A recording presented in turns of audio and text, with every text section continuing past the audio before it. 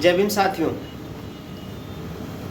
ये बात आपको बताना है और आपसे कहना भी है कि कुछ लोग हैं जो एक बात बहुत बार बार वो कहते रहते हैं और उस बात पे आपको भी उनसे पूछना चाहिए।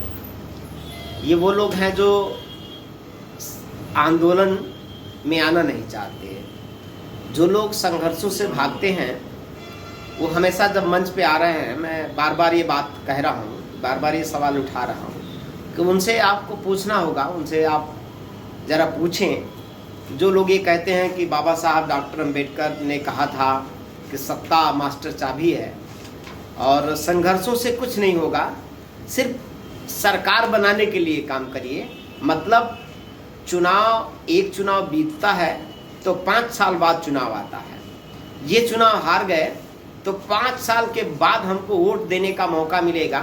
तो फिर इस 5 साल के बीच में समाज के ऊपर अगर कोई आफत आती है या समाज का उत्पीड़न होता है या समाज का दमन हो रहा है, तो जो वो लोग हैं, राजनीतिक लोग हैं जो संघर्षों से भाग रहे हैं, जो लड़ाई नहीं लड़ सकते, जिनके अंदर क्षमता नहीं है, वो क्षमता विहीन लोग ही एक ही बात कह के लड़ाई से अपना पीछा छुड़ाते हैं, अपनी जिम्मेदारियों से पीछा छुड़ाते हैं। वो कहते हैं कि आंदोलन से, धरना से, प्रदर्शन से या अन्य तरह के मूवमेंट से कुछ नहीं होना है, हमको सिर्फ सरकार बनाना है। मतलब इन 5 सालों के एक चुनाव से दूसरा चुनाव आने तक 5 साल का पूरा टाइम होता है। अब इन 5 सालों के बीच में चाहे हमारे लोगों का दमन हो, चाहे उत्पीड़न हो, चाहे रेप हो, बलात्कार हो, जो भी घटनाएं हो, इनका जो राजनीतिक लोग हैं, इनका मानना है कि इस बीच में हम चुप बैठे, मतलब समाज लूटता रहे, हम चुप रहे। तो ऐसे कायर लोगों से, ऐसे जो लड़ाई से भागने वाले जो बुज्जी लोग हैं, ऐसे बुजदिलों से भी ये बात पूछिएगा कि अगर आप ये बाबा साहब की लाइन पकड़ लिए हो, ये बार बार आप कह रहे हो कि बाबा साहब डॉक्टर अंबेडकर ने कहा था कि सत्ता मास्टर चाबी है और उसी से सारे बंद दरवाजे खुलेंगे, बंद ताले खुलेंगे, तो आपने ये बात तो पकड़ लिया। तो बाबा साहब ने जब कहा था कि सत्ता मास्टर चाबी है, तो क्या बाबा साहब डॉक्टर अंबेडकर यह कह करके सिर्फ सरकार बनाने तक चुप रहे थे? ये बाबा साहब ने कहा जरूर, लेकिन आप बाबा साहब डॉक्टर अंबेडकर के संघर्षों को भी देखिए, उनके कर्मों को भी देखिए। अगर बाबा साहब भी यही कह दिए होते कि घबराइए नहीं, सरकार बनेगी तब हम आपको पानी पीने का अधिकार दिलाएंगे, घबराइए नहीं, जब सरकार बनेगी तब हम आपको शिक्षा लेने का अधिकार दिलाएंगे, तो बाबा साहब अपने जीवन में सरकार तो बना नहीं पाए, सरकार बन नहीं पाई। तो सरकार नहीं बनी तो क्या बाबा साहब डॉक्टर अंबेडकर चुप रहे, लड़े नहीं? साथियों, यही बाबा साहब की मूल भावना को समझना होगा। बाबा साहब ने रास्ता भी बताया और खुद कैसे हम वहां तक पहुंचेंगे उसके लिए हर दिन लड़े। और कुर्सी, सत्ता ही उनका मायने नहीं रखता, उनके लिए मायने नहीं रखता था कि जब हम सत्ता में आ जाएंगे तभी हम समाज की बात करेंगे या तभी समाज के लिए लड़ेंगे। वो हर दिन बाबा साहब डॉक्टर अंबेडकर लड़े। तो ऐसे लोगों से हमको बहुत सावधान रहना है, जो हर सवाल का एक ही जवाब दे रहे हैं, जो लड़ाई से भाग रहे हैं कि सत्ता जब आएगी तभी हम ये काम करेंगे। और जो लोग लड़ रहे हैं, जो समाज के लोग लड़ रहे हैं, ऐसे लोगों को वो लोग खारिज करने की कोशिश करते हैं। तो वो लोग हैं जो आंदोलन को खारिज कर रहे हैं, वो समाज के सबसे बड़े दुश्मन हैं। और हर हाल में उनके लिए समाज अब कोई मिशन नहीं रहा, अब उनके लिए समाज की जिम्मेदारी कोई मतलब नहीं रहा। अब वो लोग सिर्फ और सिर्फ अपनी जीविका समाज के नाम पे अपना धंधा चलाना चाहते हैं। ऐसे धंधेबाज लोगों से भी सावधान रहना पड़ेगा। और जिस तरह से समाज आज आंदोलित है, अपनी लड़ाई लड़ रहा है, उसी तरह से समाज को अब अपनी लड़ाई खुद लड़ना है। बाबा साहब डॉक्टर अंबेडकर के संघर्षों को ध्यान देना है, मानवर कांशीराम साहब के संघर्षों को हमेशा अपने सामने रखना है। और जिस तरह से हमारे महापुरुषों ने हर दिन समाज को बचाने के लिए, समाज के अधिकारों के लिए लड़ाई लड़ा, हमको भी हर दिन लड़ना पड़ेगा साथियों। इसलिए आप लड़ाई के लिए हमेशा तैयार रहिए और संघर्षों से ही सब कुछ हासिल किया जा सकता है। और जब संघर्ष नहीं होगा तो जो कुछ है वो छिन जाएगा।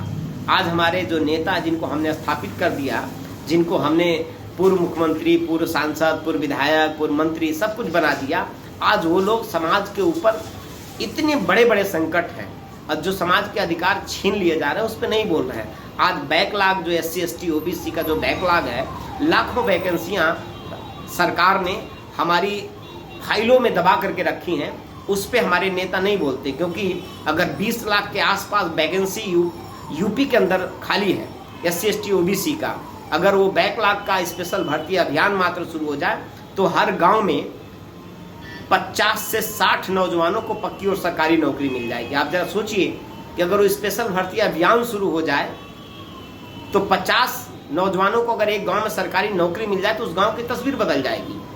अब कुछ लोग बोलेंगे अगर हम सरकार बनाएंगे तभी ये काम करेंगे, तो क्या डॉक्टर अंबेडकर सरकार बना करके ही हमको आरक्षण दिया था? क्या बाबा साहब डॉक्टर अंबेडकर ने हमको शिक्षा का अधिकार और जो कुछ भी आज हमें मिला, हम यहाँ तक पहुँच गए हैं कि बाबा साहब डॉक्टर अंबेडकर सरकार बना के ही ये सब हमको दे पाए थे? नहीं साथियों, बाबा साहब डॉक्टर अंबेडकर हर मोर्चे पे लड़े थे और हर दिन लड़े थे बाबा साहब डॉक्टर अंबेडकर, और कहाँ कहाँ किन किन प्लेटफार्मों पे बात रखना और कैसे रखना है ये बाबा साहब डॉक्टर अंबेडकर जानते थे। और आज हमारे नेता खुद 4 लाइन लिख नहीं सकते और बाबा साहब को पढ़ नहीं सकते। तो जो लिख नहीं सकता, जो पढ़ नहीं सकता, वो लड़ कैसे सकता है?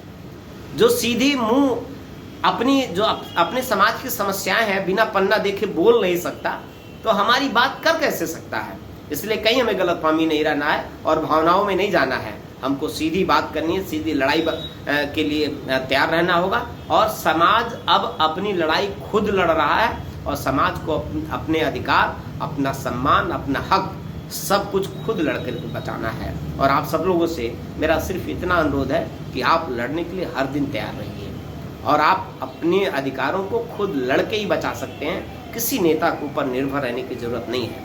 हर व्यक्ति समाज का लीडर है, आपको स्वयं लीड करना होगा। हर लड़ाई को मजबूती से आपको मुद्दों को उठाना होगा, लोगों के बीच में चर्चा करना होगा, बात करना होगा। जब आप बात करेंगे, बहस करेंगे, जब आप लड़ाई लड़ने के लिए सड़क पे आएंगे, तभी हमारे सारे अधिकार बच सकते हैं। और ऐसे नेता जो लड़ाई से भाग रहे हैं, उन नेताओं से भी सावधान रहना होगा, उनसे कुछ नहीं होना है, क्योंकि उन लोगों ने अपनी बहुत अकूत संपत्ति बना लिया है और वो अपनी संपत्ति की सुरक्षा की लड़ाई लड़ रहे हैं। उनको समाज की सुरक्षा और समाज के हक और हकूक की लड़ाई से कोई मतलब नहीं रह गया। वो सिर्फ अपने भाई भतीजा और अपनी प्रॉपर्टी, अपनी संपत्ति, सिर्फ उनको इसी से मतलब है। वो गांव के गरीब आदमी से उनका कोई मतलब नहीं है। हाथरस में इतना बड़ा घटना हुआ, जिनको हमने स्थापित कर दिया, उनको झांकने का फुर्सत नहीं था। सोनभद्र में सैकड़ों दलित आदिवासियों को गोलियों से भून दिया गया। बाराबंकी में रेप हो गया, बेटी रेप करने के बाद बेटी के पैर काट दिए गए हैं। बलरामपुर में बेटी के साथ रेप हुआ, आजमगढ़ में बेटियों के साथ रेप किया जा रहा है, दलित समाज की बेटियों के साथ। लेकिन जिनको हमने स्थापित किया है उनको बंगलों से निकलने की फुर्सत नहीं है, क्योंकि उनको लग रहा है कि गरीबों के बीच में जाएंगे तो वो मैला कुचैला कपड़ा जो है उसके बीच में जाएंगे, कहीं वो हमको छू लेंगे तो उनको बीमारी हो जाएगी। आप सोचिए कि दलितों का नेतृत्व करने वाले लोगों को आज दलितों को छूने से बीमारी हो रही है, तो हमारे लिए तो मनुवादियों से ज़्यादा खतरनाक ये हैं जिनको हमने ही बनाया और जिनको आज हमारे ही पसीने से बदबू आ रही है, जिनको हमने ही स्थापित किया, जो हमारे ही बीच में आने से डर रहे हैं कि वो बीमार हो जाएंगे।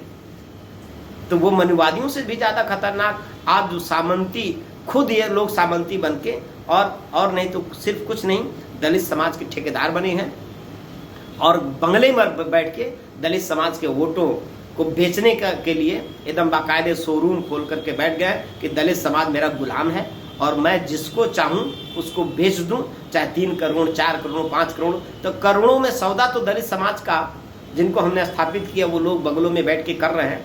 लेकिन समाज के ऊपर कोई आफत आ जाए तो घर से निकलने के लिए नहीं तैयार हैं। ऐसे लोगों को बेनकाब करिए और बहुत मानसिक गुलामी छोड़ना होगा हमको। अगर हम नहीं ये बात कह सकते, खुले माइंड से नहीं बात कर सकते, ओपन माइंड से चिंतन करना, सिर्फ जातियों के धारे में भी नहीं बद के हमें बात करना है। इसलिए साथियों नेशनल दस्तक की आपसे गुजारिश है कि अगर इसको बचाना चाहते हैं तो नेशनल दस्तक को सब्सक्राइब करने के लिए रेड कलर के सब्सक्राइब बटन को दबाएं, फिर बेल आइकन की घंटी दबाएं। नेशनल दस्तक को बचाने के लिए बहुत जरूरी है कि हर खबर को शेयर करें, लाइक करें, कमेंट जरूर करें।